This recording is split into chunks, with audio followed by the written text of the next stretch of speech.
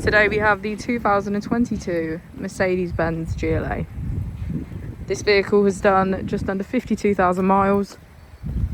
It has an automatic transmission and a petrol fuel type. To the left of our steering wheel, we have voice control as a feature, as well as our keyless ignition. On the right, we have cruise control and automatic wipers.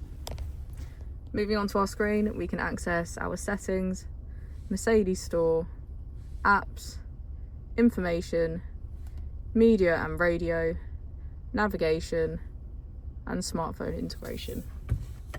If we put the vehicle into reverse, we can see that it comes with a parking camera with front and rear parking sensors. Just below we have our AC with heated seats on either side.